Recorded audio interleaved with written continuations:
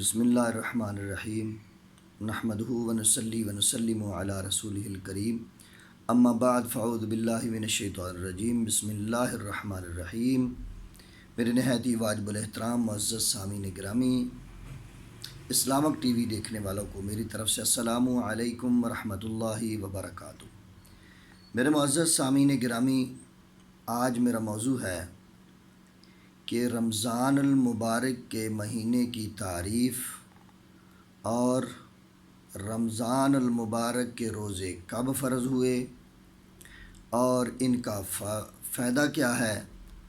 اور اسی طرح روزوں کی فردیت، فضیلت اور اس کا ثواب اور جسمانی یعنی طب کے ذریعے اس کے کیا فوائد ہیں، یہ میں علیحدہ علیحدہ ٹاپک میں آپ کے سامنے پیش کروں گا۔ تو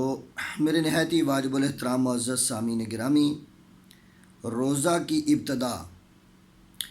نامعلوم کب ہوئی، جہاں تک پتہ لگ سکا ہے کہ یہ معلوم ہوتا ہے کہ یہود و نصارہ بھی روزہ رکھتے تھے، بشرطہ کہ حضرت آدم علیہ نبینا علیہ الصلاۃ والسلام سے لے کر میرے اور آپ کے آقا تاجدار کائنات صلی اللہ تعالی علیہ وآلہ وسلم تک جتنی بھی امتیں آئی ہیں سب کے اوپر روزہ فرض تھا اور سب امتوں نے روزہ رکھا،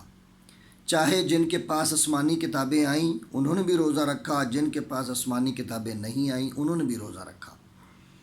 تو حضرت آدم علیہ نبینا علیہ الصلاۃ والسلام کے اوپر جو روزہ فرض تھا وہ ہر چاند کی 13، 14 اور 15 تاریخ کو روزہ ہوتا تھا، ہر مہینے میں یہ 3 روزے ان پر تھے، اور اسی طرح یہود و نصارہ کے اوپر بھی روزہ تھا۔ تو حضرت عیسیٰ علیہ نبینا علیہ الصلاۃ والسلام کی امت کے اوپر جو روزے فرض تھے وہ اسی طرح تھے جس طرح آج ہمارے اوپر روزے فرض ہیں۔ تو میرے نہایت ہی واجب الاحترام معزز سامعین گرامی، اسلام کا پہلا رکن نماز ہے، اور دوسرا رکن زکوٰۃ ہے، اور تیسرا رکن روزہ ہے، اور یہ اعظم ارکان اسلام میں سے روزہ کی تکلیف چونکہ نفوس پر شاق گزرتی ہے اس لیے اس کی فرضیت میں تیسرا درجہ دیا گیا۔ اسلام نے احکام اسلامیہ کی فرضیت میں یہ روش اختیار کی کہ پہلے نماز جو ہلکی پھلکی عبادت ہے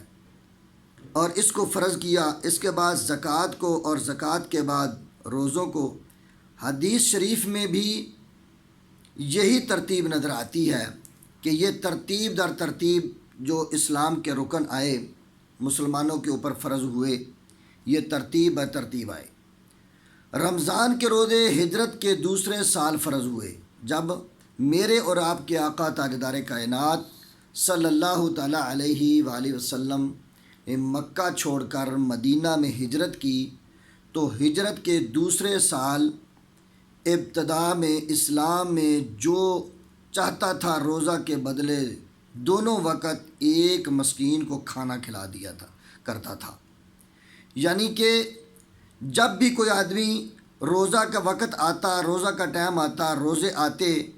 تو وہ کیا کرتے، وہ ایک مسکین کو 2 ٹائم یا یتیم کو 1 ٹائم کا یا 2 ٹائم کا کھانا کھلا دیا کرتے تھے۔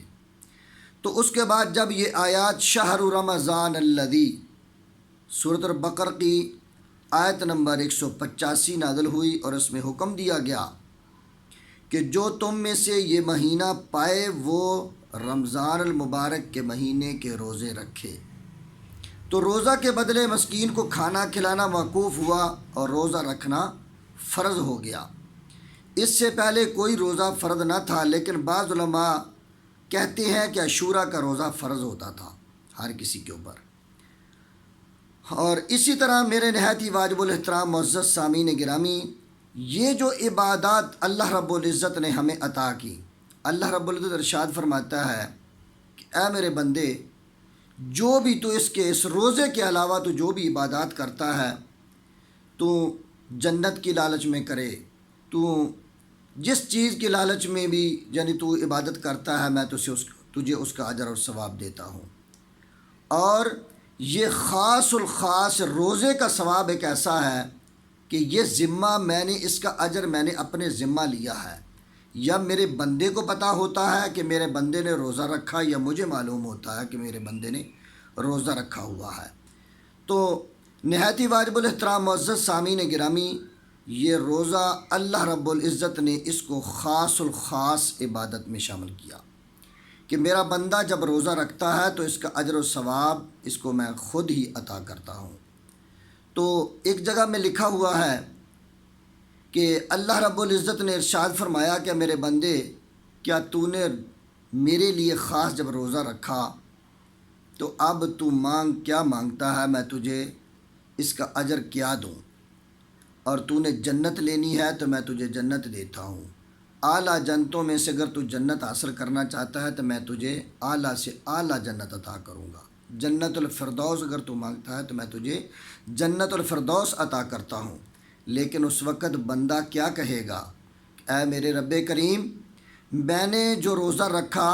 یہ روزہ میں نے اس لیے نہیں رکھا کہ مجھے تو جنت دے گا، میں تو تیری جنت کو دیکھتا بھی نہیں ہوں۔ میرے نہایت ہی واجب الاحترام معزز سامعین گرامی، جب بندے سے اللہ رب العزت پوچھے گا میرے بندے تو کیسے راضی ہوتا ہے مجھ سے، تو اس وقت بندہ کیا کہے گا؟ بندہ کہے گا کہ میرے رب کریم، میں نے تیری جنت کے لیے روزہ نہیں رکھا، میں نے تیری جنت کی حوروں کے لیے روزہ نہیں رکھا کہ تو مجھے جنت کی حوریں عطا کرے گا، میں نے تو روزہ اس لیے رکھا کہ مجھے تو جنت نہیں چاہیے، مجھے جنت والا چاہیے۔ تو اللہ رب العزت پھر کہے گا کہ میرے بندے تو کیسے راضی ہوگا؟ اس وقت بندہ عرض کرے گا کہ میرے رب کریم، میں نے تو خاص تیرا دیدار کرنا ہے کہ تو مجھے اپنا دیدار کرا دے، تب میں راضی ہوں گا۔ تو میرے نہایت ہی واجب الاحترام معزز سامعین گرامی، دعا ہے کہ اللہ رب العزت اس ماہ رمضان المبارک کے مہینے کا احترام کرنے کی اور اس میں ذوق شوق سے روزہ رکھنے کی توفیق عطا فرمائے۔ وآخر دعوانا ان الحمد للہ رب العالمین۔